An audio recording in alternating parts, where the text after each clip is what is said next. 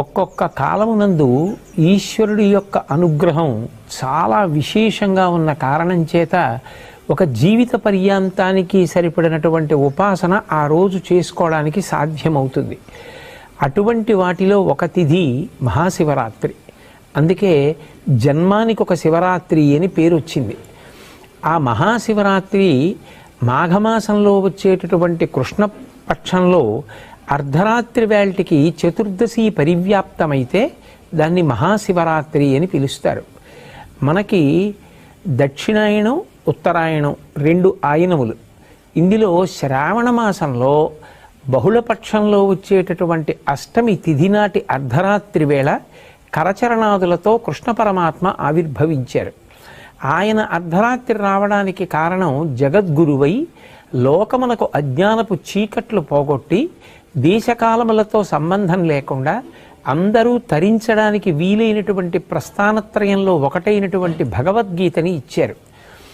మళ్ళీ అక్కడ నుంచి 6 నెలలు లెక్క పెడితే మాఘమాసం వస్తుంది.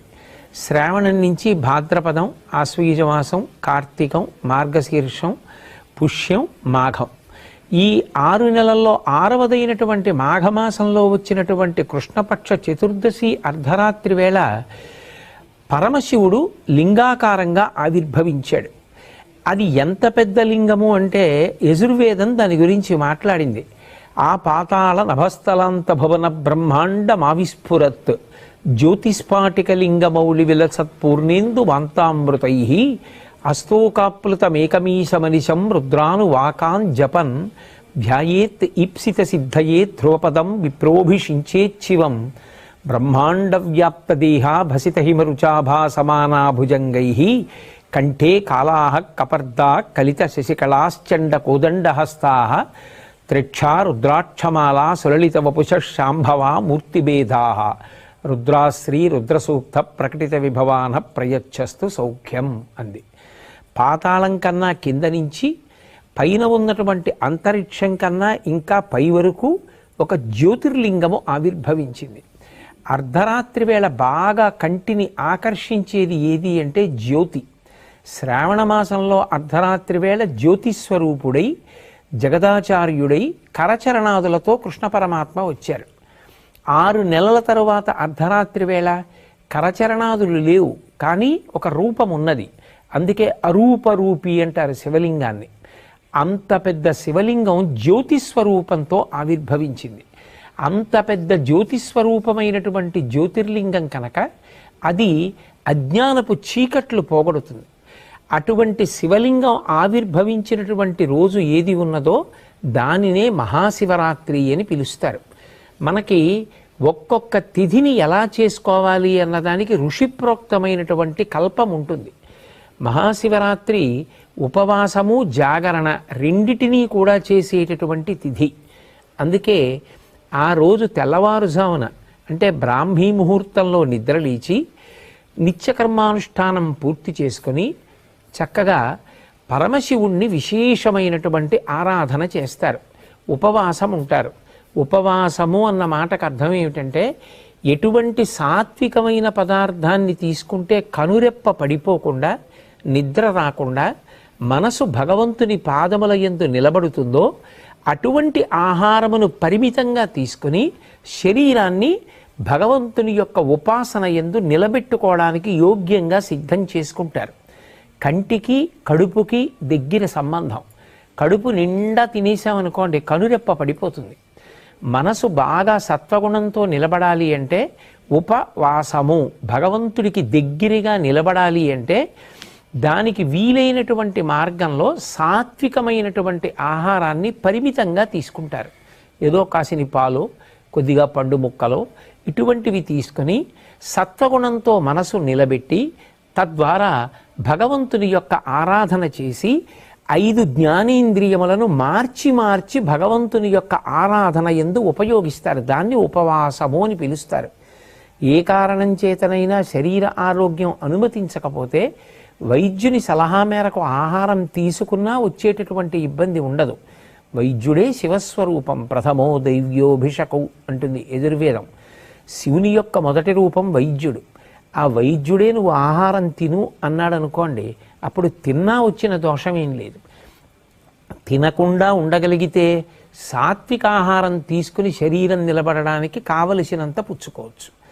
5 ఇంద్రియములను మార్చి మార్చి శివారాధన యందు ఉపయోగిస్తారు. కన్ను ఉందనుకోండి, ఆ కంటితో ఒక దేవాలయానికి వెళ్ళి దేవాలయ గోపురం, దేవాలయ ప్రాకారం, నందీశ్వరుడు, పరివార దేవతలు, చండీశ్వరుడు, నటరాజస్వామి, దక్షిణామూర్తి, ఆలయ శిఖరం, ఆలయం గంటలు, వీటన్నింటినీ కూడా చూస్తూ గడిపి శివలింగ దర్శనం చేసి ఆనందం పొందుతారు. అలాగే చెవులతో కొంతసేపు శివ సంబంధమైనటువంటి కీర్తనలు వింటూ, వేదమంత్రాలు వింటూ, పెద్దలు చెప్పేటటువంటి మంచి మాటలు వింటూ గడుపుతారు. శరీరంతో ఏదో భగవంతుడికి కావలసినటువంటి గంధాన్ని తీస్తూ, బిల్వదళాలని సిద్ధం చేస్తూ, పువ్వులు కోసి తీసుకొచ్చి మార్చి మార్చి శరీరాన్ని, ఇంద్రియాల్ని యాంత్రికమైనటువంటి స్థితిని పొందకుండా ఉండడం కోసం, ఉత్సాహం నిలబడడం కోసం భగవత్ సేవలో ఉపయోగిస్తారు. ఉపయోగించి శివాభిషేకం చేస్తారు. మనకి ఈ దేశంలో గొప్ప ఆశీర్వచనం ఏమి అంటే, మీరు చల్లగా ఉండండి అంటారు. మీరు చల్లగా ఉండాలి, మీ ఇల్లు చల్లగా ఉండాలి, మీ అమ్మగారి కడుపు చల్లగా ఉండాలి, మీ అందరూ చల్లగా ఉండాలి. చల్లగా ఉండాలి అన్న మాటకు అర్థం ఏమిటంటే, మనసు ఉద్వేగం పొందవలసిన అవసరం లేకుండా, తాపం లేకుండా, అందరి యొక్క అవసరములు తీరి అందరూ ప్రశాంతంగా ఉండేటటువంటి స్థితి కలగాలి. అలా కలగాలి అంటే మీరందరూ చల్లగా ఉండాలి అని ఆశీర్వచనం చేస్తారు. అందరూ చల్లగా ఉండడం ఎప్పుడు సాధ్యం అవుతుంది? అంతటా వ్యాపించినటువంటి శివలింగము చల్లబడాలి. సహజంగా శివలింగం మీద చంద్రబింబం ఉన్న కారణం చేత ఆ చంద్రుడిలోంచి స్రవించేటటువంటి అమృత ధారల చేత శివలింగం చల్లబడుతూ ఉంటుంది. దానికి సంకేతంగా శివాలయంలో శివలింగం మీద ధారాపాత్ర ఉంచి అందులోంచి సన్నటి ధార ఎప్పుడూ పడేటట్టుగా ఉంచుతారు. మనం కూడా ఆ రోజున పార్థివలింగం చేసి కానీ, శివాలయంలో ఉండేటటువంటి శివలింగాలకి కానీ అభిషేకం చేశామనుకోండి, దాని చేత శివలింగాలు చల్లబడతాయి.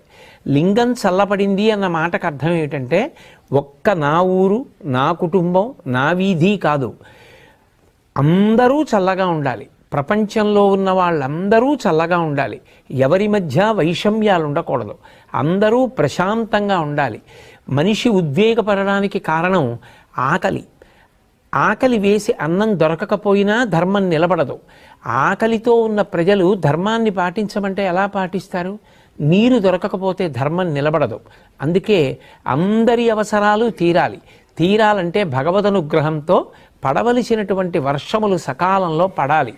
శం ద్విపదే, శం చతుష్పదే, 2 కాళ్ళున్న ప్రాణులే కాదు, 4 కాళ్ళున్న ప్రాణులు కూడా కడుపు నిండా ఆహారం తిని అంతటా చల్లబడి అందరూ చల్లగా సంతోషంగా ఉండాలి. ధర్మ మార్గంలో నడవాలి. ఎవరు ఎవరిని చెనకకూడదు. దాని వలన శాంతి కలగాలి. అటువంటి స్థితి కలగాలి అంటే అది కేవలం ఏదో ఒక విషయాన్ని చేస్తే కుదిరేది కాదు. శివలింగాన్ని ఆరాధన చేసి ఆ కాలమునందు శివలింగానికి అభిషేకం చేస్తే, ఆ శివలింగం చల్లబడితే లోకమంతా చల్లబడుతుంది. అందరి కోరికలు తీరుతాయి. అందుకే లోకమంతా చల్లగా ఉండడానికి అందరూ తమ వంతుగా చేసేటటువంటి ఆరాధన మహాశివరాత్రి. అటువంటి మహాశివరాత్రి నాడు చక్కగా శివలింగ ఆరాధన చేసి శివానుగ్రహం పొందడము అంటే కొన్ని కోట్ల జన్మలుగా వస్తున్నటువంటి అజ్ఞానపు చీకట్లు విచ్చిపోయి ఈశ్వరానుగ్రహం చేత ఆ జ్ఞానం అనేటటువంటి జ్యోతి లోపల వెలుగుతుంది. ఆ జ్ఞానము కలిగితే ఇక మళ్ళీ పుట్టవలసిన అవసరాన్ని పోగొట్టుకుంటాడు. అందుకే జన్మానికి ఒక్క శివరాత్రి అయినా చెయ్యండి అంటారు. ఒక బిల్వదళంతో అర్చన చేయడం, తుమ్మిపూలతో అర్చన చేయడం, పంచామృతాలతో అభిషేకం చేయడం, అలాగే ఆ కాలమునందు దొరికేటటువంటి పుష్పములను సేకరించి ఈశ్వరార్చన చెయ్యడం, భాగవతులందరూ కూర్చుని చక్కగా భజన చేసుకోవడం, ఇవన్నీ కూడా మహాశివరాత్రి నాడు విధింపబడినటువంటి విశేషాలు. దీనితో పాటుగా జాగరణ అనేటటువంటిది మిగిలినటువంటి ఏ తిథి నాడు కనపడనిది ఒక్క మహాశివరాత్రి నాడే కనపడుతుంది. జాగరణ అన్న మాటకు అర్థం ఏమిటంటే మెలకువగా ఉండుట. సాధారణంగా మనందరం మెలకువగా ఎప్పుడు ఉంటాం? పగటి వేళ మెలకువగా ఉంటాం, రాత్రి వేళ నిద్రపోవడం విధింపబడింది, నిద్రపోవాలి తప్ప నిద్రపోకుండా తెలివిగా ఉండకూడదు. కానీ ఒక్క మహాశివరాత్రి నాడు మాత్రం జాగరణ చేస్తారు. జాగరణ అంటే కేవలం తెలివిగా ఉండడం, కేవలం నిద్రపోకుండా ఉండడం అని కాదు దాని అర్థం. జాగరణ చేస్తున్నాడు అన్న మాటకు అర్థం ఏమిటంటే ఆ రోజున మెలకువగా ఉన్నాడు అంటే తనని తాను పరిశీలిస్తున్నాడు, జాగ్రత్త పడుతున్నాడు. ఎందుకు మెలకువగా ఉన్నాడు అంటే ఏదైనా తనని పట్టుకోకూడనిది వచ్చి పట్టుకుంటుందేమో అని జాగ్రత్త పడుతున్నాడు. ఎక్కడి నుంచి వచ్చి పట్టుకుంటుంది? ఏదో బయట నుంచి వచ్చి పట్టుకునేది కాదు. కొన్ని కోట్ల జన్మల నుంచి మళ్ళీ పుట్టి మళ్ళీ చచ్చి మళ్ళీ పుట్టి మళ్ళీ చచ్చి జనన మరణ చక్రమనందు తిరగడానికి కారణం అరిషడ్వర్గములకు వశం కావడం. కామక్రోధ లోభ మద మోహ మాత్సర్యములనేటటువంటి 6 శత్రువులు ఎక్కడో ఉండరు, ఇక్కడే కూర్చుని ఉంటారు. కామక్రోధశ్చ లోభశ్చ దేహే తిష్టంతి తస్కరాహ జ్ఞానరత్నాపహారాయ తస్మాత్ జాగ్రత్త జాగ్రత్త అంటారు. ఎప్పుడూ జాగ్రత్తగా ఉండు. అవి ఎప్పుడు పైకి లేస్తాయో తెలీదు. కామము, క్రోధము, లోభము, మదము, మోహము, మాత్సర్యము అనబడేటటువంటి 6 శత్రువులు కొంచెం ధ్యానం చేసి కొంచెం భక్తిగా ఉందామని ప్రయత్నం చేసేటప్పటికీ లోపల నుంచి ఆ శత్రువు పైకొచ్చి ఆ ఉపాసనని ధ్వంసం చేసి మనిషిలో రాక్షసత్వం కలిగేటట్టు చేస్తాడు. ఒక రాత్రంతా జాగరణ చేయడము అన్న మాటకు అర్థం ఏమిటంటే ఇటువంటివి తన దరికి చేరకుండా ఉండడానికి జాగ్రత్త పడడాన్ని అభ్యాసం చేస్తాడు. వీటన్నిటికీ విరుగుడేమిటి అంటే అవి మనని పట్టుకున్నాయి, మనం దాన్ని పట్టుకోలేదు. కామం నన్ను పట్టుకుంది, కామాన్ని నేను పట్టుకోలేదు. కోపం నన్ను పట్టుకుంటుంది, కోపాన్ని నేను పట్టుకోలేదు. లోభం నన్ను పట్టుకుంది, నేను లోభాన్ని పట్టుకోలేదు. అవి నన్ను వదిలిపెట్టాలంటే దానికి పరిష్కారం ఏమిటంటే ఏది చూస్తే దానికి చికాకు కలుగుతుందో అది కనపడితే అది వదిలేస్తుంది. ఉదాహరణకి జలగ పట్టుకుంది అనుకోండి, నెత్తురు తాగేస్తూ ఉంటుంది. మీరు జలగ పట్టుకుందని దాన్ని వదిలించుకుందామని పట్టుకుని లాగారనుకోండి, సాగుతుంది తప్ప వదలదు. అందుకే వీడు జలగలా సాగుతున్నాడు రా అంటారు. అప్పుడు ఏం చేస్తారు? జలగ ఎక్కడ పట్టుకుందో అక్కడ ముగ్గు తీసుకొచ్చి వేస్తారు. జలగ నోటి దగ్గర ముగ్గు వేస్తే దానికి ఆ ముగ్గు అంటే పరమ అసహ్యం, వెంటనే వదిలిపెట్టి కింద పడిపోతుంది. ముగ్గు తగిలితే జలగ వదిలిపెట్టేసినట్టు భగవత్ సంబంధమైన విషయములు ఏవి లోపలికి వెడుతున్నా ఇవి పైకి లేవవు. అగ్ని పైకి లేస్తోందనుకోండి, దీప్తమగ్ని వివాంభస అంటారు. నీరు పోసారనుకోండి అగ్ని చల్లారిపోతుంది. నెయ్యి పోస్తే అగ్ని పైకి లేస్తుంది. కోరికలు తీర్చుకున్న కొద్దీ కోరికలు విజృంభిస్తాయి. నాకు కోపం ఎక్కువ అండి అని అదేదో గొప్ప అనుకుంటే కోపం ఎక్కువే అవుతుంది. వాటిని పరిశీలించుకోవాలంటే అవి దేన్ని పోస్తే అణిగిపోతాయో పరిశీలించాలి. ఆ పరిశీలించేటటువంటి రాత్రి ఏది ఉందో, ఏనాడు నువ్వు మెలకువగా ఉండి ఏవి నిన్ను అజ్ఞానపు చీకటిలోకి నెట్టేస్తున్నాయో వాటిని పరిశీలించేటటువంటి రాత్రికి జాగరణమని పేరు. ఆయన జ్ఞానజ్యోతి అయి ఆవిర్భవించినటువంటి పరమ పవిత్రమైన తిథి. ఆ రోజున మనం పరిశీలించడం మొదలు పెడితే మనకి శివానుగ్రహం కలుగుతుంది. ఆయన వచ్చిందే అందుకు. నేను నిన్ను శివుణ్ణి చేస్తాను, నీకు వీటిని గెలవడానికి మార్గాలు నీకే తట్టేటట్టుగా చేస్తానంటాడు. ఒకడు అప్పటి వరకు కోపం గొప్ప అనుకున్నాడు.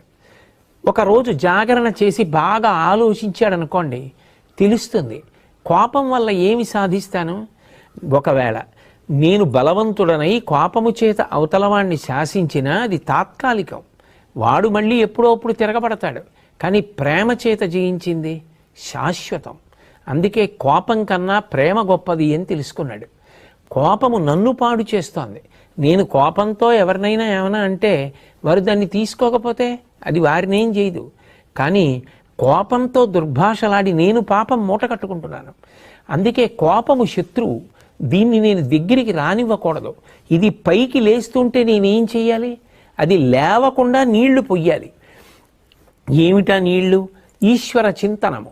నేను వెంటనే ఓ గదిలోకి వెళ్ళి కూర్చుని భగవంతుడి గురించి ఆలోచించడం మొదలుపెట్టాను అనుకోండి, ఆయన లోకం కోసం హాలాహలాన్ని భక్షించి అందరూ దేన్ని నిరసిస్తారో దాన్ని తీసుకెళ్ళి నెత్తి మీద పెట్టుకున్నాడు.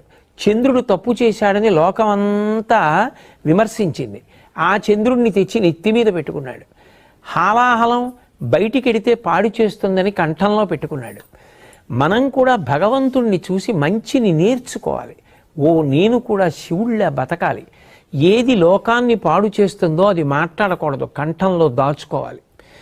ఎంత తప్పు చేసిన వాడైనా మారతాను అని వచ్చినప్పుడు నెత్తి మీద పెట్టుకోవాలి తప్ప ఎప్పుడో తప్పు చేశావని దూరం పెడితే మారే అవకాశం ఎలా కలుగుతుంది? శివారాధన చేస్తాడు అన్న మాటకు అర్థం ఏమిటంటే శివుళ్ళ బ్రతకడం అలవాటవుతుంది. జాగరణ చేశాడు అన్న మాటకు అర్థం ఏమిటంటే చీకటి పడిందని పడుకున్నాడు తలుపులేసుకొని. ఆ రోజు పడుకోలేదు, మెలకువగా ఉన్నాడు. ఆ చీకటిని గెలవడానికి కారణాలు వెతికాడు. నన్ను అజ్ఞానపు చీకటిలోకి తోసేస్తున్న అరిషడ్వర్గములను నేను ఎలా గెలవాలి? బాగా భగవంతుని యందు మనసు పెట్టాడు, ధ్యానం చేశాడు, మంచి గ్రంథపఠనం చేశాడు, శివారాధన చేశాడు, అర్ధరాత్రి కూడా అభిషేకం చేశాడు, పెద్దల మాటలు విన్నాడు, కీర్తనలు విన్నాడు, ఆలోచించాడు, పూజ చేశాడు. మనసుని మార్చి మార్చి ఇంద్రియములతో కలిపి భగవంతుని యొక్క పాదముల దగ్గర పెట్టగా అరిషడ్వర్గములను గెలవడానికి కావలసినటువంటి మార్గములు ఇక్కడే ప్రచోదనమవుతాయి. ఇప్పుడు ఆ అరిషడ్వర్గములను గెలవడం చేతనైంది. ఆయన ఎవరవుతాడు? పశువు పశుపతి అయిపోయాడు. ఎందుకని? అప్పటి వరకు పట్టుకున్న కర్మపాశములు తెగిపోయి భగవంతుని యందు ఐక్యమయ్యాడు. చిరంజీవన్నేవ క్షపిత పశుపాశ వ్యతికర పరానందాభిక్యం రసయతి రసం తద్భజనవాన్ అంటారు శంకర భగవత్పాదుల సౌందర్యలహరిలో. ఆ భగవంతుని యొక్క అనుగ్రహం కలిగితే కర్మపాశములు తెగిపోతే పశుత్వం పోయి పశువు పశుపతి యందు ఐక్యమయ్యాడు. అలా ఉపాసన చేయడానికి యోగ్యమైన రోజు. ఎందుకని? ఆయనే జ్ఞానజ్యోతిగా ఆవిర్భవించాడు. యావత్ బ్రహ్మాండం నిండిపోయేటటువంటి జ్యోతిర్లింగంగా వచ్చాడు. ఈ రోజున ఎవరు నన్ను ఉపాసన చేస్తారో, ఎవరు జాగరణ చేస్తారో వాళ్ళని నేను అనుగ్రహిస్తానన్నాడు. 84 లక్షల జీవరాశులలో దేశకాలములను తెలుసుకొని ఆ తిథి యొక్క గొప్పతనాన్ని తెలుసుకొని ఉపాసన చెయ్యగలిగినటువంటి శక్తి ఎవరికి ఉంటుంది? ఒక్క మనుష్య ప్రాణికే ఉంటుంది. అందుకే జంతువునాం నరజన్మ దుర్లభం. అటువంటి నరజన్మ ఎత్తిన తరువాత మరి మహాశివరాత్రి లాంటి పర్వదినాన్ని విడిచిపెట్టేసుకుంటే దాని వలన ఎంత ఉపాసన కోల్పోయాం. ఒక జన్మంతా చెయ్యవలసిన సాధన ఒక్క శివరాత్రి నాడు చేస్తే చాలు. అది కాలమునందు కలిసి వచ్చేటటువంటి సమయం. పిల్లవాడు సంవత్సరం అంతా ఎంత కష్టపడి చదివాడు పక్కన పెట్టండి. పరీక్షకి వెళ్ళి రాయడం మొదలుపెట్టిన తర్వాత దూరంగా ఎక్కడి నుంచో వాడికి ఇష్టమైన పాటలు వినపడుతున్నాయి. ఆ 1-2 గంటలే వాడు పరీక్ష మీద దృష్టి వదిలిపెట్టి పాటల మీద దృష్టి పెట్టాడు. ఏమైంది? సంవత్సర ఫలితం పోయింది. సంవత్సరంలో కొంత భాగం బాగా చదువుకున్నాడు, కానీ ఇప్పుడు ఆ పాటలు వినకుండా ఇప్పుడు దీని మీద దృష్టి పెట్టాడు ఒకడు. ఎవడు ఆ సమయంలో దృష్టి పెట్టాడో వాడు సంవత్సరం అంతా బాగా చదువుకుని పరీక్షలో పాటల మీద దృష్టి పెట్టిన వాడికన్నా ఎక్కువ ఫలితాన్ని సంపాదిస్తాడు. ఆ కాలమునందు విలువ ఉంటుంది. పరీక్ష ఆ కాలమునకు ఒక విలువ. ప్రాతకాలము దానికి ఒక విలువ, మధ్యాహ్నము దానికి ఒక విలువ, సాయంత్రము దానికి ఒక విలువ. ఒక సంవత్సరం మొత్తానికి కాదు, ఒక జీవితం మొత్తానికి నరజన్మకి అత్యంత గొప్ప తిథి ఏది అంటే మహాశివరాత్రి. ప్రతీ నెల మాస శివరాత్రి వస్తుంది. దాన్ని మహత్శబ్దంతో పిలిచారు. మహాశబ్దంతో పిలవబడినటువంటి తిథులు మీకు కనపడవు. మహాశివరాత్రి అంటే ఇక ఇంతకన్నా నువ్వు ఉపాసన చేయడానికి తేలికైనటువంటి రోజు రాదు. అందుకే ఆ రోజు మీరు తెలిసి చెయ్యండి, తెలియక చెయ్యండి, కొన్ని కోట్ల రెట్ల ఫలితాన్ని భగవంతుడు అనుగ్రహించేస్తాడు. ఏదో ఎవరో శివరాత్రి ఏదో భగవంతుడి దగ్గరికి ఎడదాం ఇవన్నీ ఆలోచించలేదు. ఆయన ఆవు కట్టుకొయ్యి నుంచి పలుపు తప్పించుకు పరిగెత్తింది, ఆయన ఆవు కోసం పరిగెత్తాడు. ఆవు శివాలయంలో దూరింది, ఆయన దూరాడు. ఆవు శివాలయం చుట్టూ తిరిగింది, ఈయన ఆవు కోసం తిరిగాడు. ఆవు బయటికి పోయింది, ఈయన బయటికి పోయాడు. కానీ ఈశ్వరుడు అంటాడు, ఇవాళ మహాశివరాత్రి, నువ్వు తెలిసి వచ్చావో తెలియకొచ్చావో నాకు అనవసరం. ఆవు కోసం వచ్చావో దూడ కోసం వచ్చావో నా చుట్టూ తిరిగావు కదా, నువ్వు ఇవాళ చేసిన ప్రదక్షిణాన్ని కోట్లతో హెచ్చించి నీకు ఫలితాన్ని ఇస్తున్నానంటాడు. అంటే ఒక్కొక్క కాలమునందు చేసేటటువంటి ఉపాసనకి అంత శక్తి ఉంటుంది. అయినప్పుడు ఇంత గొప్ప తిథి మనకి దగ్గరలో ఉన్నప్పుడు మనం దాని గురించి తెలుసుకుని సమాయత్తమై మనకి శరీరం ఎంతవరకు అనుమతిస్తే అంతవరకు, ఆరోగ్యం ఎంతవరకు అనుమతిస్తే అంతవరకు, మరీ ఛాందసత్వానికి పోకుండా, శక్తి ఉన్నప్పుడు చెయ్యగలిగినది విడిచిపెట్టకుండా సమతౌల్యాన్ని పాటిస్తూ మనసుని భగవంతుని యందు పెట్టడం అన్నది ప్రధానం చేసుకొని ఇంద్రియములతో కలిపి మనసుని మార్చి మార్చి భగవంతుని యందు పెట్టి ఆయన చేసిన ఉపకారములను స్మరించి మనం భగవంతుని యందు చేరిపోవడానికి నరజన్మ అనేటటువంటిది అత్యంత ప్రధానమైనది కాబట్టి సద్వినియోగం చేసుకోవడానికి అపూర్వమైనటువంటి రోజు ఈ మహాశివరాత్రి. ఈ ప్రదోష కాలమునకు ప్రత్యేకించి ఒక ప్రతిపత్తి ఉంటుంది. ఆ కాలము శివస్వరూపమై ఉంటుంది. శివస్వరూపమైనటువంటి కాలము అన్న మాటకు అర్థం ఏమిటంటే, ఆ ప్రదోష వేళలో పరమశివుడు ఈ భూమండలాన్నంతటినీ చూస్తూ నందివాహనారూఢుడై ఆకాశ మార్గంలో వెడతాడు. ఆయన వెడుతున్నప్పుడు ఆయనతో పాటు ప్రమదగణాలన్నీ కూడా వెడతాయి. ఆయన ఆకాశమునందు సంచరించి కైలాస పర్వతం మీద దిగి అక్కడ ప్రదోష తాండవం చేస్తాడు ఆయన. అందుకే దేవతలందరూ కూడా ప్రదోష వేళలో శివాలయాన్ని చేరుకుంటారు. అందుకే ప్రదోష వేళలో ఇక ఏ దేవతా దర్శనం చెయ్యవలసిన అవసరం ఉండదు. ప్రదోష వేళలో ఒక్క శివాలయంలోకి వెళ్ళినట్లయితే అందరు దేవతల యొక్క దర్శనము శివాలయంలోనే అవుతుంది. ప్రదోష వేళలో శివాలయం వినా దర్శించడానికి అర్హత కలిగినటువంటి ఆలయం ఒక్క నరసింహస్వామి ఆలయం. విష్ణు స్వరూపంలో నరసింహస్వామి ఆలయాన్ని కూడా ప్రదోష వేళలో దర్శనం చెయ్యొచ్చు.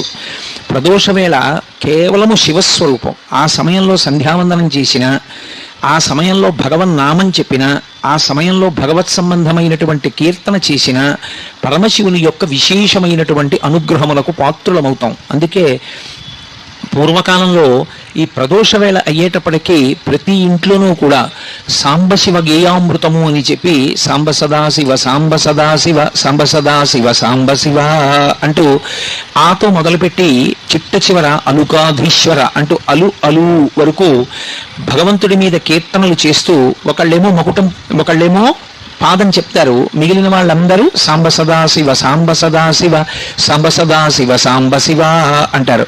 సా అంబ శివ అంటే పార్వతీదేవితో కలిసి ఉన్నటువంటి పరమశివుని మేము స్మరిస్తున్నాం. శివస్మరణము అంత గొప్పది, శివభక్తి అంత గొప్పది. అందుకని ప్రదోష వేళ తనంత తానుగా శివ పూజకి సంబంధించినటువంటి కాలమై ఉంటుంది. అందుకే అసలు సూర్యోదయం అవుతున్నప్పుడు నిద్రపోకూడదు. సూర్యోదయం అవుతున్నప్పుడు నిద్రపోయిన వాళ్ళని కూడా క్షమిస్తారేమో కానీ ప్రదోష వేళలో నిద్రపోయినటువంటి వాళ్ళకి మాత్రం క్షమాభిక్ష ఉండదు. ఒక్క పరమవృద్ధులైనటువంటి వాళ్ళు, గర్భిణీ స్త్రీ, ప్రసవమైనటువంటిది, రోగగ్రస్తమైనటువంటి శరీరం ఉన్నవారు, అలాంటి వారు తప్ప అన్యులు ఎవ్వరూ కూడా ప్రదోష వేళలో నిద్రపోకూడదు.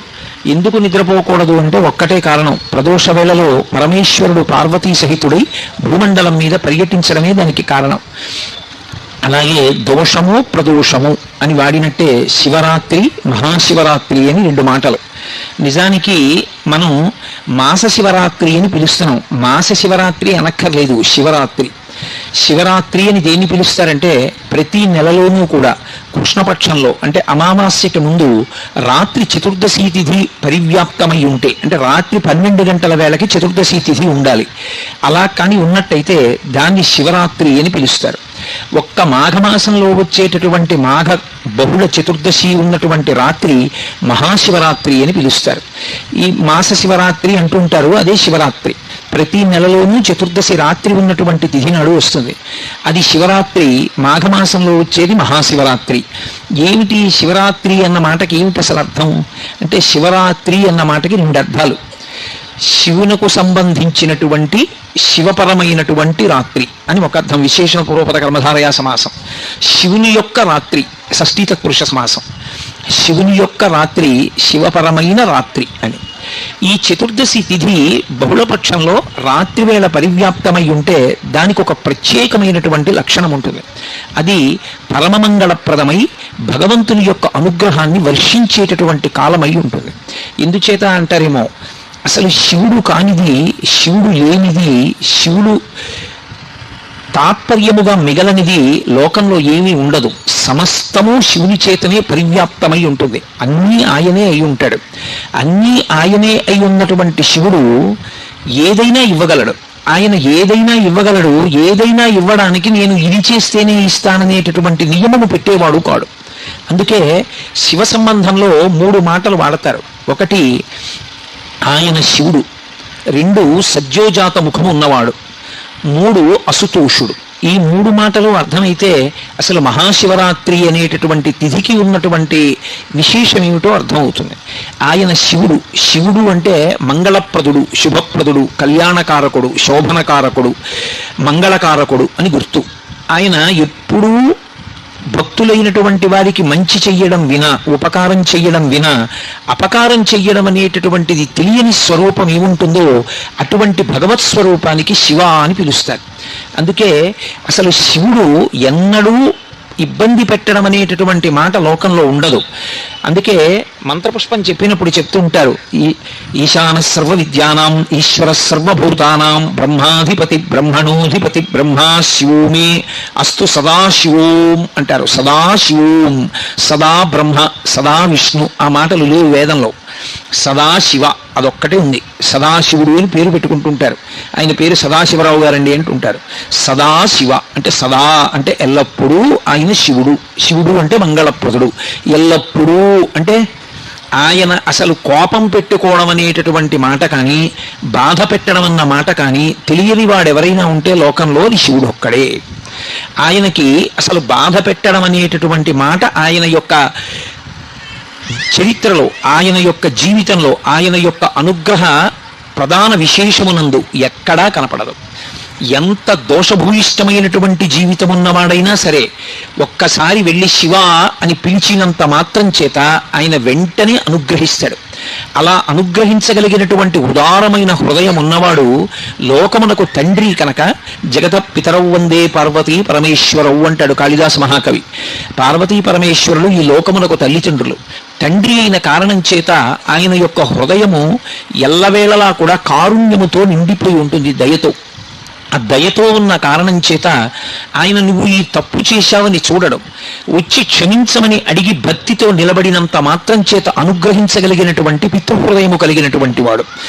అలా అనుగ్రహించగలిగినటువంటి స్వరూపమై ఆయన శివుడై ఉంటాడు. శివ అన్న శబ్దానికి అర్థం ఏమిటంటే మంగళప్రదత్తము చేత శివం సుందరం సత్యం, సత్యం శివం సుందరం అని మనం మాట మాట్లాడుతుంటాం ఇప్పుడు. సత్యం అంటే సత్యం, సత్యం అంటే ఒకనాడు ఉండి ఒకనాడు లేకుండా పోయేవాడు కాడు. ఆయన ఎప్పుడూ ఉంటాడు. ఈ లోకాల మొత్తం మీద అసలు 5వతనం తరగడం అనేటటువంటి మాట లేనిది, అసలు కామానికి లొంగనటువంటి భర్తని పొంది ఉన్నది ఒక్క పార్వతీదేవి మాత్రమే. లోకంలో ఏ స్త్రీకైనా ఎప్పుడైనా 5వతనానికి ఇబ్బంది రావచ్చు, లేదా ఆమె వెళ్ళిపోయిన తరువాత అయినా భర్త వెళ్ళిపోతాడు కొంతకాలానికి. కానీ ఆమె భర్త వెళ్ళిపోవడం అనేటటువంటి మాట లోకంలో ఎన్నటికీ ఉండనిది. నిత్య సుమంగళి మహాతల్లి సర్వమంగళాదేవతా స్వరూపమైనది ఎవరంటే పార్వతీదేవి ఒక్కతే. ఆమె యొక్క పసుపు కుంకాలు అక్షయం. అందుకే ఎప్పుడైనా పసుపు కుంకాలు ప్రదానం చేస్తే ఆవిడ పేరు మీదే ప్రదానం చేస్తారు. కైలాస గౌరి నోము అంటారు. ఆవిడ పేరు మీద కానీ ఆ పసుపు కుంకాలు ఇస్తే ఆవిడ పరమపరవశాన్ని పొంది ఏ స్త్రీ యొక్క పసుపు కుంకాలకి లోటు రాకుండా ఆమె కాపాడుతుంది. ఆమె ప్రతి సువాసిని యొక్క మంగళసూత్రములో ప్రవేశించి సర్వమంగళాదేవతయై సౌభాగ్యదేవతయై సువాసినీత్వమును కల్పించగలిగినదై అనుగ్రహిస్తుంది.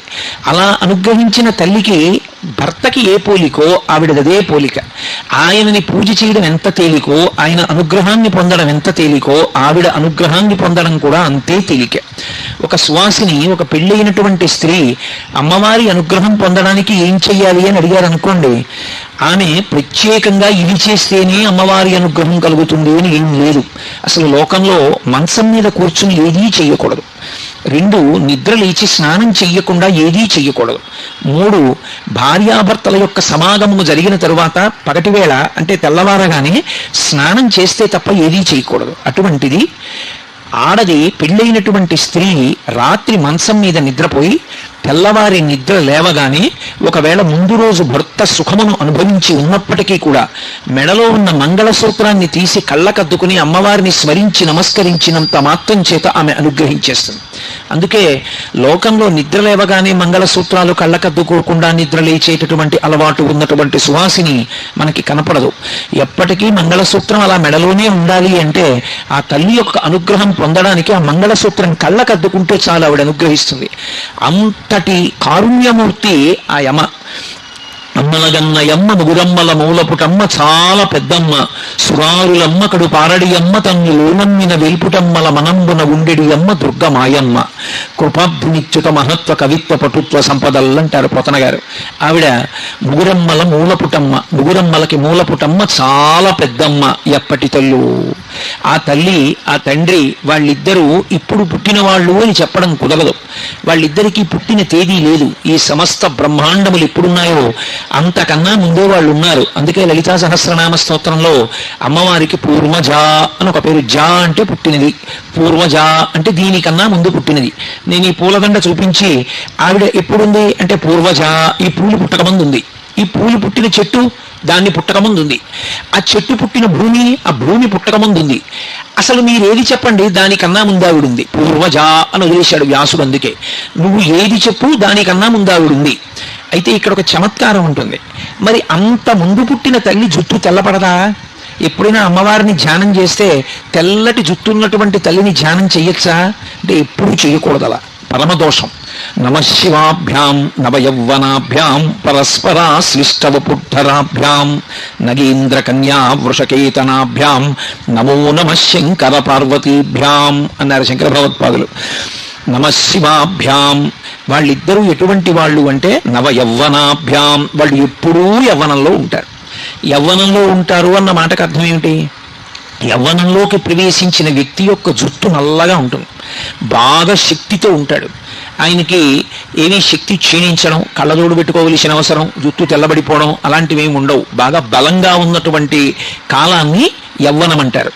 కానీ అందరూ యవ్వనంలోకి ప్రవేశిస్తారు. అందరికీ యవ్వనంలో ఉండాలని కోరుకుంటుంది కూడా. ఎందుకు అంటే ఒంట్లో బలం ఉంటుంది, తన పనులు తాను చేసుకోవచ్చు, 10 మందికి ఉపయోగపడవచ్చు. వృద్ధాప్యం వచ్చేసింది అనుకోండి, తానే వేరొకరి మీద ఆధారపడాలి, తాను ఎవరికి ఏం చేసి పెట్టగలడు. అందుకని ఎవరైనా యవ్వనంలో ఉండాలని కోరుకుంటారు. కానీ మనం ఉండగలమా? మనం కోరుకుంటే యవ్వనంలో ఉండలేము. కాలము యొక్క ప్రవాహమునందు మనందరి శరీరములు జర్జరీభూతములవుతాయి. అంటే శరీరం అంతా ముడతలు పడిపోయి జుట్టు తెల్లబడిపోతుంది. జుట్టు తెల్లబడిపోయింది అంటే అప్పుడు దాన్ని ఇంకా శరీరము అని పిలవకూడదు, దేహము అని పిలుస్తారు. ఆయన దేహం అండి అనాలి, అంతేగాని ఆయన శరీరం అండి అనకూడదు. శరీరము అని ఎప్పుడు పిలుస్తారంటే దానికి పెరిగే అలవాటు ఉంటే, బలాన్ని పుంజుకునే అలవాటు ఉంటే శరీరం అంటారు. ఇక అది బలాన్ని పుంజుకోవడం మానేసి రోజు రోజుకి కొత్త కొత్త బలహీనతల్ని పొందుతూ అనేకమైన రోగములు పొందుతూ శరీరం మీద ఉన్నటువంటి చర్మం ముడతలు పడిపోతూ ఒక్కొక్క అవయవానికి ఉన్నటువంటి పటుత్వం తగ్గిపోతుంటే అటువంటి శరీరాన్ని దేహము అని పిలుస్తారు. దేహము అంటే దహ్యమానము అని. అది కాలిపోవడానికి సిద్ధపడిపోతుంది. ఎక్కడి నుంచి వచ్చిందో అక్కడికి వెళ్ళిపోవడానికి అది ప్రయాణానికి ఏర్పాట్లు చేసుకుంటోంది. అంటే ఎంతకాలం ఉన్నదో అంతకాలము ఇక ఉండదు. ఒక 50 ఏళ్ళు వచ్చేసాయి అనుకోండి, అప్పుడు ఇక అది దేహము. ఎందుకనంటే 50 ఏళ్ళు వచ్చాయి, ఇంకొక 50 ఏళ్ళు ఉంటాడని నమ్మకం ఏమి ఉండదు. ఉన్నా చాలా గొప్ప విషయం అది. కానీ ఇక ఆ పడమట సంధ్య అంటే ఒరిగిపోతున్నాడు, ఇక దహ్యమానం అయిపోతుంది, ఆ శరీరం కాలిపోవడానికి సిద్ధపడిపోతోంది.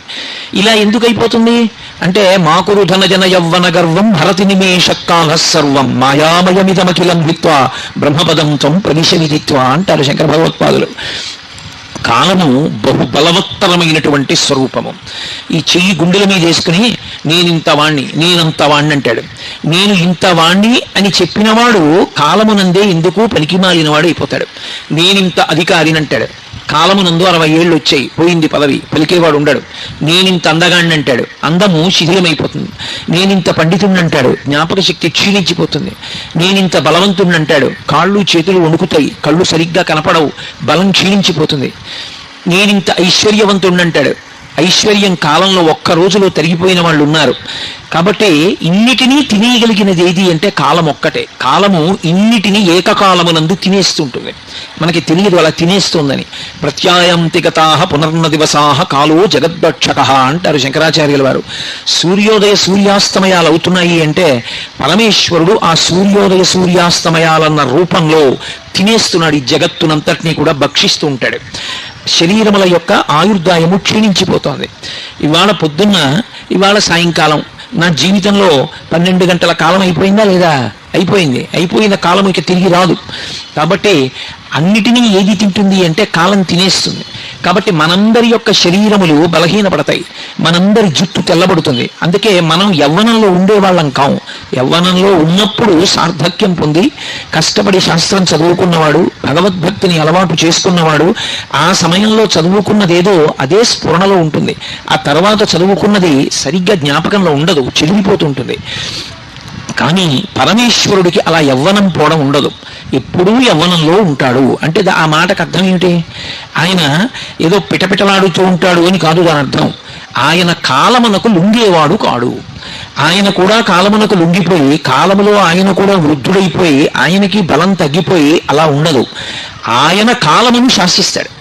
మనందరం కాలమునకు వశపడిపోతే కాలమునకు వశపడని ప్రాణి అన్నది ఒక్కటి కూడా ఈ ప్రపంచమునందు ఉండదు. సమస్త ప్రాణులు ఎంత గొప్పవాళ్ళమని చెప్పిన వాళ్ళైనా సరే చిట్ట చివరికి దేనికి వశపడిపోతారు అంటే ఆఖరణ కాలమునకు వశపడిపోతారు. ఆ కాలమునకు వశపడిపోయి అంత దీనమైనటువంటి స్థితిలో శరీరాన్ని విడిచిపెట్టేస్తారు. అంతకుముందు అబ్బా అనిపించుకున్న వాళ్ళు ఒకసారి కాలమునకు వశపడితే అబ్బబ్బా అనిపించుకుంటారు. ఒకప్పుడు మహానటి అని పిలిపించుకుంది సావిత్రి. మహాతల్లి ఎన్ని అద్భుతమైనటువంటి పాత్రలు పోషించిందో. అటువంటి ఆవిడ ఒకప్పుడు 505 రోజుల పాటు కోమాలో ఉండిపోయింది. ఆవిడ శరీరం వెళ్ళిపోయేటప్పటికి, ఆవిడ ప్రాణం విడిచిపెట్టేటప్పటికే పుర్రే ఎముకలు తప్ప ఏమీ లేవు. ఆవిడని ఎవరో గుర్తుపట్టలేరు. కాలము తినేసింది శరీరాన్ని. అన్ని ప్రాణులు నేను ఎంత గొప్పవాణ్ణని గుండెలు బాదుకున్నవాడైనా చిట్ట చివరికి గెలవలేనిదేది అంటే కాలమును గెలవలేడు. కాలము భయకారకము. బాగా జ్ఞాపకం పెట్టుకోండి నేను చెప్పే విషయం. కాలము భయమునకు హేతువై ఉంటుంది. ఎందుచేత అంటే రోజులు వెళ్ళిపోతున్నాయన్న దగ్గర నుంచి కూడా భయం దేనికి అంటే, ఒకటి ఉన్నది పోతుందేమోనన్న భయం లోకానికి, 2 నేను అనుకున్నది రాదేమోనని భయం, 3 తానుండనేమోనని భయం. 3 భయముల చేత ఎప్పుడూ వశుడై ఉంటాడు. ఈ 3 భయములు ఎందుకు ఏర్పడతాయి అంటే మన శరీరమునందు 3 లక్షణములు ఉంటాయి.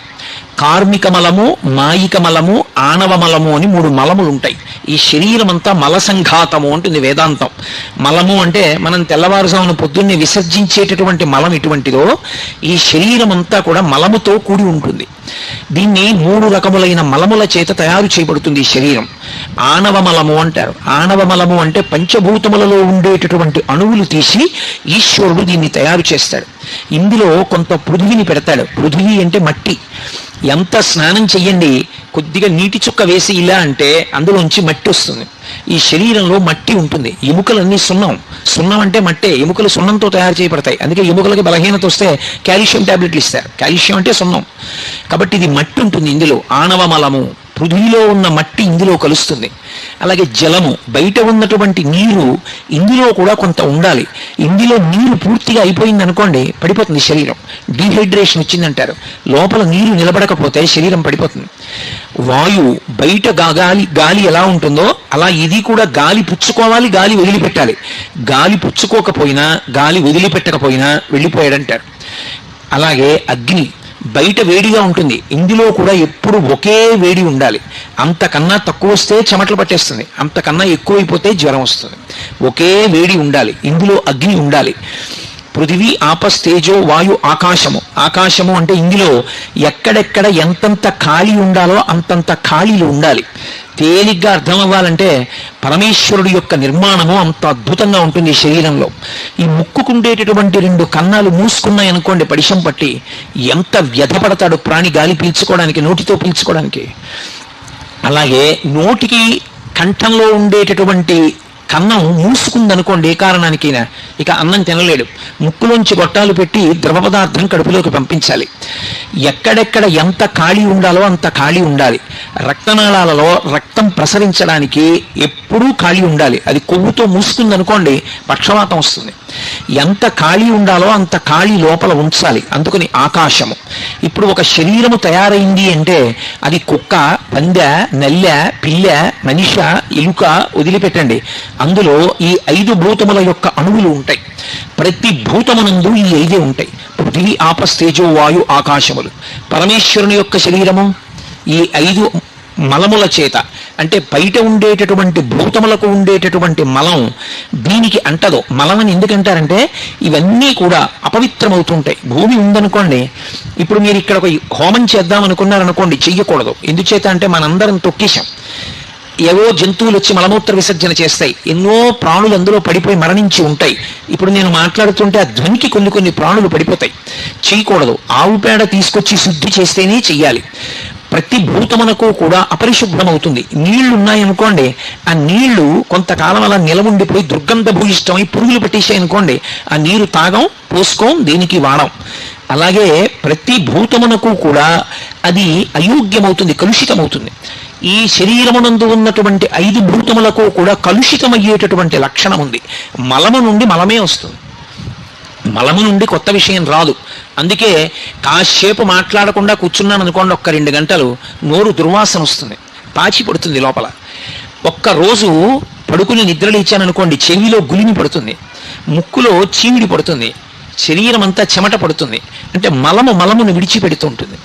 కానీ పరమేశ్వరుని యొక్క శరీరము అలా తయారు చేయబడదు. దానికి ఆనవ మలం ఉండదు. అంటే భగవంతుని యొక్క శరీరమును తయారు చేసినప్పుడు, తయారు చేయడానికి ఇప్పుడు తయారు చేసిన వాడు ఉంటాడా? ఆయన స్వయంభూ. అటువంటి పరమశివుని యొక్క శరీరము ఈ 5 మలముల చేత తయారు కాదు. అది అప్రాకృత శరీరం తం అతిమన్మథరూపిణం ఘృతరీతి ఘనీభూతం సచ్చిదానంద విగ్రహం అంటాడు లింగ పురాణంలో వ్యాస భగవానుడు. అప్రాకృత శరీరం తం, అది ప్రాకృత శరీరము కాదు, మనలా ఉండదు. పేరుకున్న నెయ్యి ఎలా ఉంటుందో అలా ఉంటుంది. నెయ్యి పేరుకోలేదనుకోండి, దానికి ఏమిటి రూపం అని అడిగారు అనుకోండి, ఏమిటి రూపం? దానికి ఏం రూపం ఉండదు. తీసుకెళ్ళి ఓ చిన్న గిన్నెలో పోసాను అనుకోండి, గిన్నె రూపాన్ని పొందుతుంది. తీసుకెళ్ళి నేను ఓ గరిటలో పోసాను అనుకోండి, గరిటె రూపాన్ని పొందుతుంది. ఓ చెంచాలో పట్టుకున్నాను అనుకోండి, చెంచా రూపాన్ని పొందుతుంది. నా చేతిలో పోసుకున్నాను అనుకోండి, నా చెయ్యి పట్టినంత గొప్ప రూపాన్ని పొందుతుంది.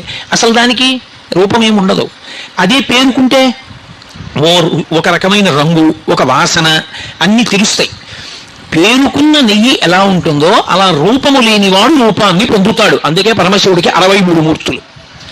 ఆయనకి అని ఒక రూపం ఉండదు. ఆయన ఎలా కావాలంటే అటువంటి రూపాన్ని పొందుతాడు. అందుకే అప్రాకృత శరీరం తం అతిమన్మథరూపిణం. ఏ రూపం పొందనివ్వండి, 1,000,000 మన్మథులు వచ్చి నిలబడితే ఎలా ఉంటారో అంత అందంగా ఉంటాడు. అతిమన్మథరూపిణం ఘృతరీతి ఘనీభూతం. పేరుకున్న నెయ్యి ఎలా ఉంటుందో అలా ఉంటాడు. సచ్చిదానంద విగ్రహం. మనం కాసేపు నవ్వుతాం, కాసేపు ఏడుస్తాం. ఆయన అలా కాదు, సత్ చిత్ ఆనంద రూపుడు. ఎప్పుడూ పరమానందంతో పరమ సంతోషంగా ఉంటాడు. అందుకే ఆయనకి ఆణవ మలము లేదు. మనకి ఆణవ మలం ఉన్నది. 2వ మలము మనకి కార్మిక మలము అని ఒక మలం ఉంటుంది. కార్మిక మలము అంటే గత జన్మలలో మనం ఏవో పాపపుణ్యాలు చేశాం. పాపపుణ్యాలు దేంతో చేస్తారు? 3 చేత చేస్తారు ప్రధానంగా. ఒకటి శరీరము చేత. ఈ శరీరంతో నేను చెయ్యకూడని తప్పు ఒకటి చేశాను అనుకోండి, ఒక పాపం. ఏదో నిష్కారణంగా ఎవరినో వెళ్ళి కొట్టాను, నాకు బలం ఉంది కదా అని. ఇప్పుడు ఇది ఒక పాపం కింద వేసుకుంటాడు ఈశ్వరుడు. అలాగే మనసు చేత చేసేటటువంటి పాపం. నేను దొంగతనం చెయ్యక్కర్లేదు, నా ఎదురుగుండా ఉన్న వాళ్ళ మెళ్ళలో ఉన్నటువంటి ఓ చంద్రహారం చూసి అబ్బా అది తీసి నేను వేసేసుకుంటే నాకు వచ్చేస్తే అనుకున్నాను అనుకోండి, అప్పుడు అది పాపమే, మనసుతో చేసింది. 3 కాయి వాచిక, నోటితో చేసేది. నోరు ఉంది కదా అని అక్కరలేని మాటలన్నీ మాట్లాడడం, పెద్దల్ని అధిక్షేపించడం, ఇతరులు బాధపడేటటువంటి మాటలు మాట్లాడడం, అవన్నీ కూడా వాచికమైనటువంటి పాపములు. ఈ 3 రకములైన పాపములు ఎలా ఉంటాయో పుణ్యములు కూడా అలా ఉంటాయి. ఈ శరీరంతో ఎప్పుడో గుడి చుట్టూ ప్రదక్షిణం చేసి ఉండొచ్చు, ఈ చేత్తో 2 పువ్వులు వేసి ఉండొచ్చు, ఈ 2 చేతులతో ఎవరో మహాత్ములకి త్రికరణ శుద్ధిగా ఇలా నమస్కరించి ఉండవచ్చు. ఆ కారణము చేత కొంత పుణ్యం ఉంటుంది. ఆ పుణ్యం అనుభవించవలసి వచ్చినప్పుడు సుఖంగా ఉంటుంది. పరమేశ్వరుడు సుఖము అన్న మాట ప్రవేశపెడతాడు. పాపం అనుభవంలోకి వస్తే దుఃఖము అనిపిస్తుంది. ఓ రోజు బాగుంటాడు, ఓ రోజు జ్వరం వస్తుంది. జ్వరం వస్తే దుఃఖం, బాగుంటే సుఖం. సుఖదుఖములు పాపపుణ్యముల వలన వస్తాయి. భగవంతుడు ఎందుకు రూపం తీసుకుంటాడు? మనం వచ్చామంటే ఈ శరీరంతో పాపపుణ్యముల యొక్క ఫలితమైన సుఖదుఖములను అనుభవించడానికే వస్తాం. బాగా జ్ఞాపకం పెట్టుకోండి. మీరు ఒక మాట నేను చెప్తాను. సినిమా హాల్లో ఒక ఆయన కూర్చుని ఉన్నాడు అనుకోండి. ఏమిటండి ఇలా వచ్చారు, ఏం చేద్దామని వచ్చారని అడిగారు అనుకోండి. ఆయన ఏమంటారు, నీకు బుద్ధి ఉందా లేదా, సినిమాకి ఎందుకు వస్తారు? సినిమా చూడడానికి వస్తారు. ఒక ఆయన విస్తర దగ్గర భోజనం చేయడానికి కూర్చున్నాడు అనుకోండి. ఏమిటండి ఇలా వచ్చి కూర్చున్నారు అని అడిగారు అనుకోండి. నీకు బుర్ర ఉందా, ఎందుకు వస్తారా విస్తర దగ్గర కూర్చోడానికి? భోజనం చేయడానికి వచ్చాను. కొన్ని అడగక్కర్లేదు. అలా వచ్చాడు అంటే దాని కొరకు వచ్చాడు. తెలిసిపోతుందా, తెలిసిపోదా? గుడికి వచ్చి మౌనంగా కూర్చున్నాడు అంటే ఏదో ధ్యానం చేసుకుందామని వచ్చాడు. నేను వచ్చాను. ఎందుకు వచ్చాను, ఇక్కడ ఎందుకు కూర్చున్నాను? మీతో పిచ్చాపాటి మాట్లాడడానికా? భగవంతుడి గురించి మాట్లాడడానికి వచ్చాను. ఒక్కొక్కడు కూర్చున్న తీరు బట్టి వాడు ఎందుకు వచ్చాడో తెలిసిపోతుంది. మనుష్యుడు మానవ శరీరంతో మనం వచ్చాం అనుకోండి, దానికి 3 లక్షణాలు ఉన్నాయి అని గుర్తు. మనువు యొక్క సంతతిగా మనం వచ్చాం. మనందరికీ మొదటి వాడెవరంటే మనువు. మనువు యొక్క సంతతి కాబట్టి మనకి మానవ అని పేరు. 2 మర్త్యుడు అని పేరు. మర్త్యుడు అంటే ఈ శరీరముతో వచ్చిన వాడు ఈ శరీరముతో ఎల్లకాలము ఉండడు. ఎప్పుడో అప్పుడు ఆ శరీరం పడిపోయి తీరుతుంది, అది వెళ్ళిపోతుంది, ఆ శరీరం ఉండదు. శరీరము నీటి మీద బుడగ వంటిది. నలినీదళగత జలమతి తరళం తత్వజీవితమతి చేయచఫలం విద్దివ్యాద్యభిమానగ్రస్తం లోకం శోకచ హంత సమస్తం అంటారు శంకర భగవత్పాదులు. తామరాకు మీద నీటి బొట్టిటువంటిదో శరీరం అటువంటిది. నిత్యమా జీవితము నీటిపై బుగ్గ అంటారు సారంగధర చరిత్రలో. నీటి మీద బుడగ ఎంతసేపు ఉంటుందో రంగురంగులుగా ఉంటుంది. ఎంతసేపు ఉంటుంది, ఎప్పుడు టొప్పని పేలిపోతుందో తెలియదు.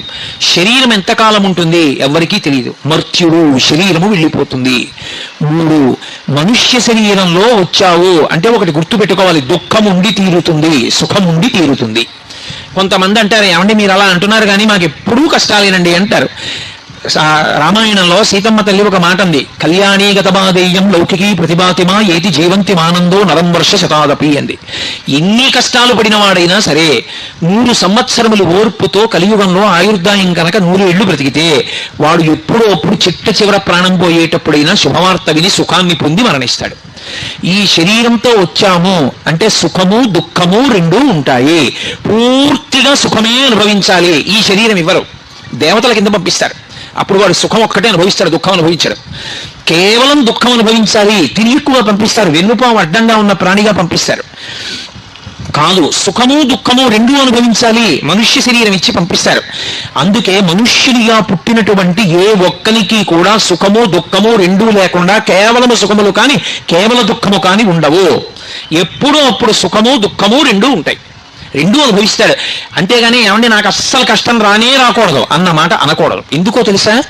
కష్టాన్ని అనుభవించడం అనేటటువంటి దాని వల్ల భగవంతుడు ఒక్క గొప్ప అనుగ్రహాన్ని ఇస్తాడు మనకి. అందుకు ఇస్తాడు ఈ శరీరాన్ని. అది శివుడు చేసేటటువంటి ఉపకారం. ఈ శరీరం ఇచ్చి ఆయన ఒక మహోపకారం చేస్తాడు. ఏమిటా ఉపకారం? నాకు ఈ మధ్య ఓ 10 రోజుల క్రితం ఓ 4 రోజులు జ్వరం వచ్చింది. 4 రోజులు జ్వరం వచ్చిందని గుండెలు బాధేసుకోకూడదు. జ్వరం వచ్చింది అంటే జ్వరము అన్న పేరుతో బాధ పెట్టి నేను గత జన్మలలో ఎప్పుడో ఎవరో విపరీతమైనటువంటి తాపం పొందేటట్టుగా మాట్లాడి బాధ పెట్టాను. ఆ పెట్టినటువంటి బాధని పాపాన్ని ఇవాళ జ్వరం రూపంలో ఈశ్వరుడు తీసేశాడు. ఈశ్వర, నేను ఏనాడో చేశాను తప్పు, ఇప్పుడు తీసేశావు జ్వరం రూపంలో. 4 రోజులు జ్వరం అనుభవించడం ఇంత కష్టమైతే ఇంకొకటి మనసు బాధపడేటట్టు నేను మాట్లాడకుండా నన్ను అనుగ్రహించు, నా మాట అదుపులో ఉండేటట్టు నన్ను రక్షించు అని నేను చెప్పుకోవాలి. అంతేగాని జ్వరం వచ్చిందండి అని గుడ్డలు బాధేసుకోక్కర్లేదు. అదే అంటుంది భారతంలో కుంతీదేవి, కష్టం రాకుండా ఎవడూ ఉండడు, వచ్చిన కష్టాన్ని పరమేశ్వరుడు యొక్క ప్రసాదం అన్న బుద్ధితో అనుభవించడం నేర్చుకోగలగాలి. ఈశ్వరుడి పాదాలు విడిచిపెట్టిస్తే ఏమొస్తుంది?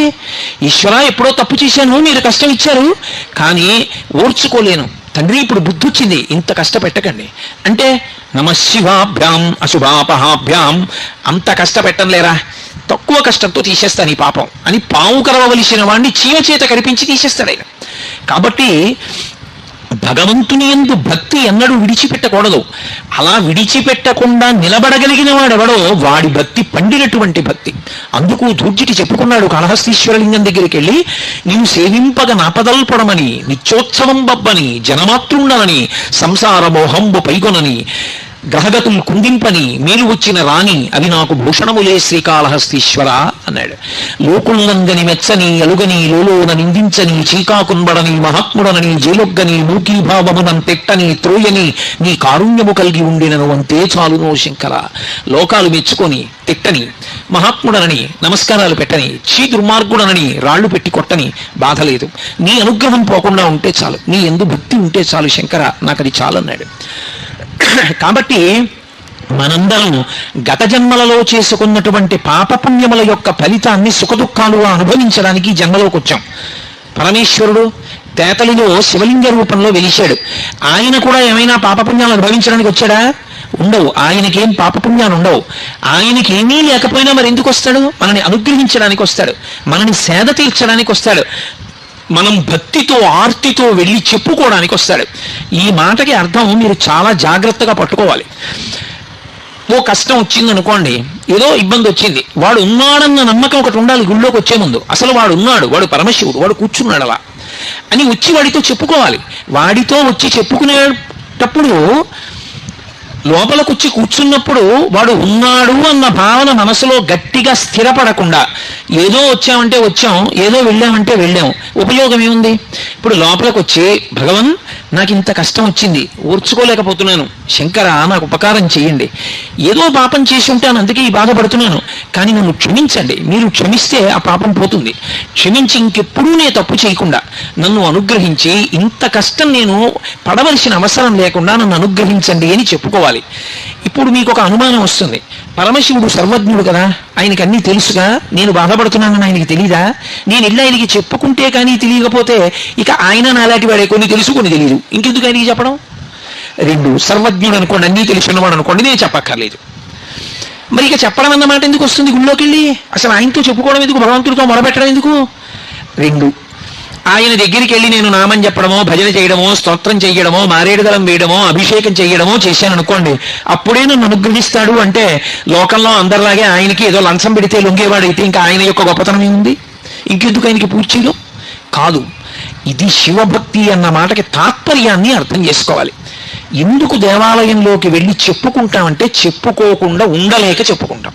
ఆయనకి తెలియదని కాదు, కానీ చాలా కష్టంలో ఉన్నావు, రైల్లో ప్రయాణం చేస్తున్నావు, పక్కన ఎవరో కూర్చున్నాడు, ఏదో మాటలు కలిశాయి, ఏమంటే అలా ఉన్నారే మీరు నీరసంగా అని అడిగాడు, నీ కష్టం అంతా ఆయనకి చెప్పావు, ఆయన ఆరుస్తాడా తీరుస్తాడా? 2 స్టేషన్ల తర్వాత దిగిపోతాడు. ఎందుకు చెప్పావు? చెప్పకుండా ఉండలేక నీ కష్టాన్ని చెప్పుకున్నావు. భగవంతుడికి తెలియదని కాదు, నీకన్నా నాకెవరున్నారు చెప్పడానికి, అందుకు నీకు చెప్పుకుంటున్నాను అన్న భావనతో చెప్పుకోవడం రావాలి. అప్పుడు భగవంతుడితో అనుసంధానం అయ్యాడు భక్తుడు అని పిలుస్తారు తప్ప అసలు అదో శివలింగం అని వెళ్ళిపోయాడు అనుకోండి, ఎలా అనుసంధానం అవుతాడు? కాదు, ఆయన పరమేశ్వరుడు.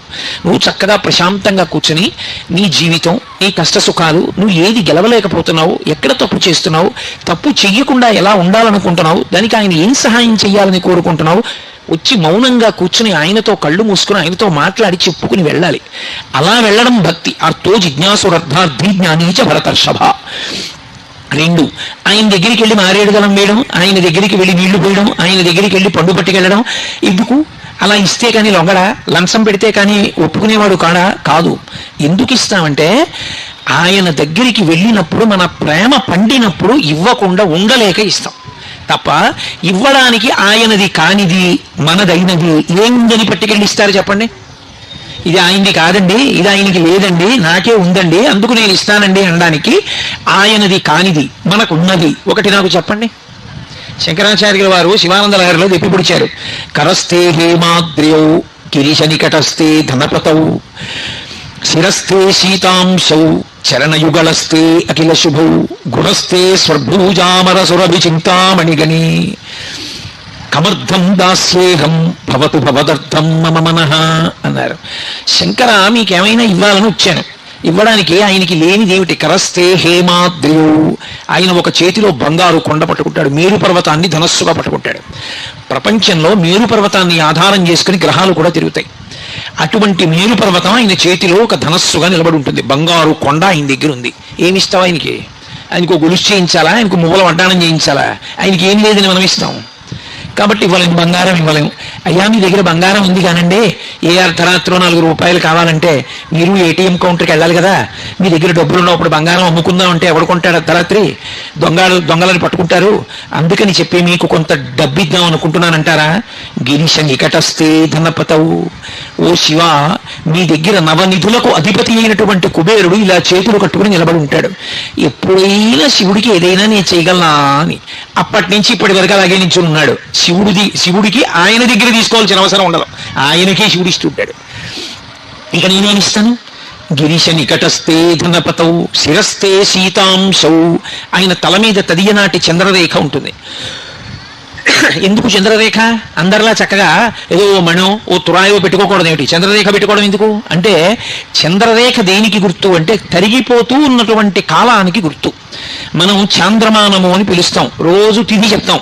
ఇవాళ పొద్దున నేను సంధ్యావందనం చేసుకుంటూ మాఘమాసే కృష్ణపక్షే ఏకాదశిమ్యాం అని చెప్పాను, రేపు ద్వాదశిమ్యాం అంటాను, ఎల్లుండి త్రయోదశిమ్యాం అంటాను. ఇలా తిథి చెప్పుకుంటూ వెళ్ళిపోతే అమావాస్య వస్తుంది. తర్వాత కృష్ణపక్షే అన్నం, శుక్లపక్షే అంటాను. శుక్లపక్షంలో చంద్రరేఖలు పెరుగుతాయి, చంద్రకళలు. కృష్ణపక్షంలో తరుగుతాయి. చంద్రకళలు పెరుగుట, చంద్రకళలు తరుగుట అన్న తిథులలో కాలం వెళ్ళిపోతుంది. కాలమునందు మనందరం పడిపోతున్నాం, కానీ వెళ్ళిపోతున్న కాలం అంతా ఆయనకు ఆభరణంగా నిలబడిపోయింది. అది చంద్రరేఖ. ఈ కాలమునందు పడిపోకుండా, కాలమునందు మళ్ళీ పుట్టవలసిన అవసరం లేకుండా, ఈసారి పడిపోవడం ఒక్కటే చిట్ట చివరిసారి పడిపోవడం, ఇక మళ్ళీ పుట్టవలసిన అవసరం ఉండదు. పుట్టి ఉన్నాం కాబట్టి ఇదే ఆఖరిసారి చనిపోవడం. ఇలా చేయగలిగిన వాడెవడు? పరమశివుడు ఒక్కడే. అందుకే పుట్టడానికి కారణమైన మన్మధుణ్ణి కాలుస్తాడు, సావడానికి కారణమైన యముణ్ణి చంపుతాడు. ఈ రెండూ చేయగలిగిన వాడు శివుడు ఒక్కడే. కాబట్టి శివ, మీరు చంద్రరేఖ పెట్టుకుంటారు అంటే ఎవరు మీ పాదములు పట్టుకున్నారో వాడు మళ్ళీ పుట్టవలసిన అవసరం ఉండదు. పునరపి జననం పునరపి మరణం పునరపి జననీ జఠరే శయనం ఇహ సంసారే బహుదుస్తారే కృపయాపారే పాహిమురారే అంటారు. పుట్టుక చావు, పుట్టుక చావు, పుట్టుక చావు. ఇలా పుట్టవలసిన అవసరం లేకుండా మోక్షం ఇవ్వగలిగిన వాడు ఆయన. అటువంటి వాడు కనుక చంద్రరేఖ ధరించి ఉంటాడు. అటువంటి చంద్రరేఖని పరమశివుడు ధరించి ఉంటే శిరస్థే సీతాంశౌ చరణయుగళస్థే అఖిల శుభౌ. ఎవరింట్లోనైనా ఏదైనా శుభకార్యం జరగాలి అంటే ఇది ఎవరి వలన జరుగుతుంది అంటే పరమశివ అనుగ్రహంగా జరుగుతుంది. శుభాలన్నీ ఎక్కడుంటాయంటే పరమశివుడు యొక్క పాదముల మీద పడుంటాయి. ఏమండి మా ఇంట్లో మా అమ్మాయి పెళ్ళవట్లేదు, మా అమ్మాయి పెళ్ళవట్లేదు అన్నాడు అనుకోండి, అన్నిటికీ ఒకటే మందు, వెళ్ళి శివలింగానికి అభిషేకం చేయించుకోండి. ఆయన చల్లబడితే మన మనసు చల్లబడుతుంది. అభిషేకం చేయించుకున్నాడు, ఆయన కాలు ఇలా అంటాడు, అంతే. వెంటనే కూతురు పెళ్లి కుదిరింది అనేటటువంటి మాటతో మంగళతోరణం వచ్చి గడపని పట్టుకుంటాడు. అన్ని శుభాలు ఆయన పాదాల దగ్గర పడున్నాయి. ఆయనకి శుభం చేస్తాం మనం? ఆయనకి చెయ్యగలిగినటువంటి వాళ్ళం కాం మనం. కాబట్టి చరణ యుగళస్తే అఖిల శుభౌ. పోనీలేవయా, ఇవన్నీ ఇవ్వలేకపోతే నీకు ఇంకేమైనా ఇస్తాం? గృహస్థే స్వర్భూజామరసురభి చింతామణిగణి. ఆయన ఇంట్లో కామధేనువులు, కల్పవృక్షాలు, ఏకంగా కల్పవృక్షాల తోట, కామధేనువుల మంద ఆయన ఇంట్లో ఉన్నాయి. మనమేమిస్తాం ఆయనకి? ఇంకా మనమేమి ఇవ్వలేము ఆయనకి ఇవ్వడానికి.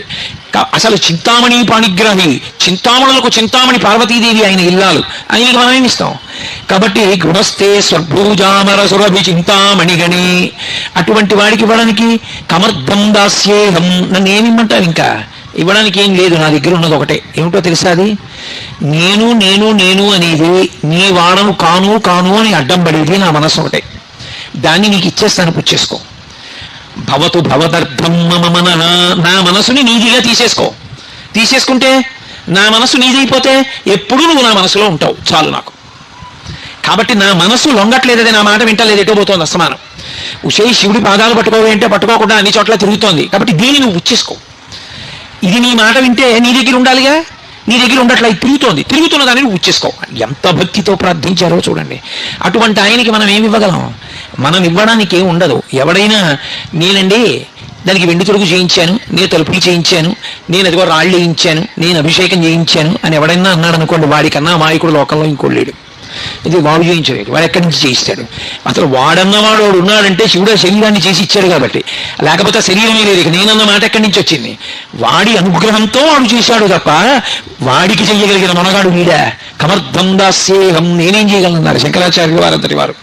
కాబట్టి ఆయనకి ఆనవ మలము కార్మిక మలము లేవు. కార్మిక మలం అంటే గత జన్మలలో చేసుకున్నటువంటి కర్మల వలన పాపపుణ్యములను అనుభవించడానికి రాలేదు.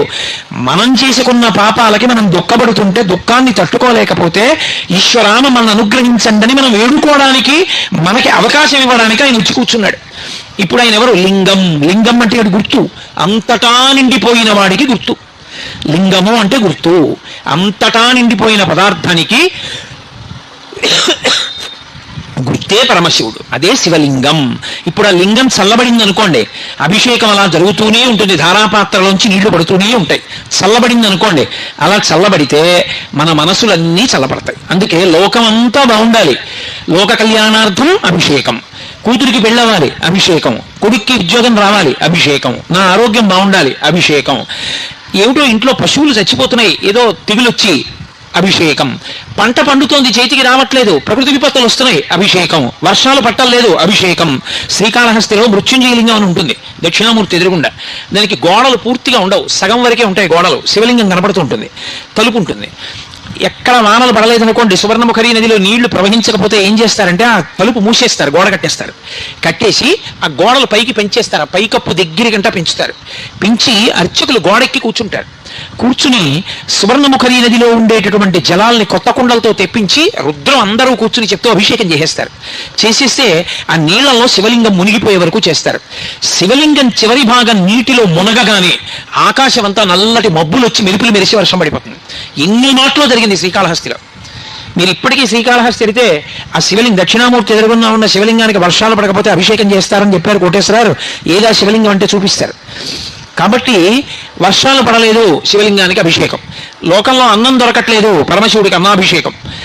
ఏది జరగకపోయినా ఆయన చల్లబడితే మనం చల్లబడతాం. ఆయన ఎందుకు మరి వేడిగా ఉంటాడు అంటే, మనం ధర్మం పట్టుకోకపోతే, మనం తప్పుడు మార్గంలో తిరుగుతుంటే, వేదాన్ని వదిలిపెట్టేస్తే, భక్తితో బ్రతకవలసిన వాళ్ళు భక్తితో బ్రతకకుండా కృతజ్ఞతతో బ్రతుకుతుంటే, ఆయన దేవాలయంలో ఒక దీపం కూడా పెట్టకపోతే, ఆయనకి పట్టుకొచ్చి కృతజ్ఞతతో ఇన్నిచ్చిన వాడికి ప్రేమతో మళ్ళీ ఆయనకి ఏమి ఇవ్వకపోతే ఆయనకి చీకాకు కలుగుతుంది. తండ్రే అయినా తాను కష్టపడి పెంచి పెద్ద చేసినటువంటి కొడుకు, నాన్నగారు లోపలికి వస్తున్నారు అనుకోండి, ఏదో డబ్బు లెక్క పెట్టుకుంటున్నాడు కొడుకు, నాన్నగారు లోపలికి వెళ్ళారు, ఆయన ఏం అడగలేదు, ఏమిట్రా డబ్బు ఎంత ఎక్కడిది అని ఏం అడగలేదు. కానీ చటుక్కున పెట్టిలో పెట్టి తలుపేసి తిరిగి నించున్నాడు అనుకోండి, ఆ తండ్రికి ఎంత బాధేస్తుంది. నేను వీడిని కనిపించి పెద్ద చేశాను, ఉద్యోగం కూడా వీఆర్ఎస్ పెట్టేశాను, వీడికి ఇంత చదువు చెప్పించాను, ఇల్లు కొనిచ్చాను, ఆ డబ్బు నేను పట్టుకుపోతానా? ఆ డబ్బు నన్ను చూసి చటుక్కుని పెట్టిలో పెట్టి తలుపేసుకున్నాడే అని పెద్ద ఆయనకి బాధ కలిగి ఆయన ఏం చేస్తాడంటే, నాన్న ఉందాం అనుకున్నాను కానీ ఏమిటో మన ఊరి మీదకి భ్రాంతి పోయిందిరా, నేను బయలుదేరిపోతున్నానని వెళ్ళిపోతాడు. ఉండడు. నేను అబద్ధం చెప్పాను అనుకుంటున్నారా?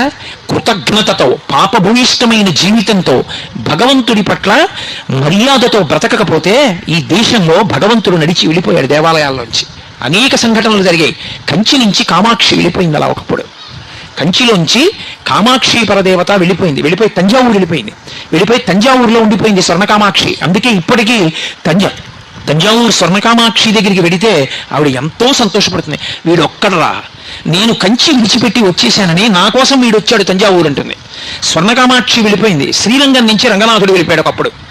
అలా వెళ్ళిపోతేనే కదా ఇవాళ తిరుమలలో రంగనాయకుల మంటపం ఉంది. అక్కడి నుంచి వచ్చేసిన రంగనాథుడు తిరుమలలో రంగనాయకుల మంటపంలో ఉండిపోయాడు చాలా కాలం. భగవంతుడు కూడా దేవాలయాలు విడిచిపెట్టి వెళ్ళిపోయాడు.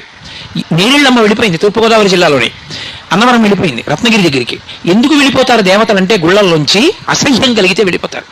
డబ్బు లెక్క పెట్టుకుంటున్న కొడుకు తండ్రిని చూసి డబ్బు దాచుకుంటే అసహ్యించుకున్న తండ్రి తన ఇంటికి తాను వెళ్ళిపోయినట్టే పరమేశ్వరుడు కూడా ఊరు విడిచిపెట్టి వెళ్ళిపోతాడు. అలా వెళ్ళిపోయాడు అనుకోండి, ఉత్పాతములు సంభవిస్తాయి.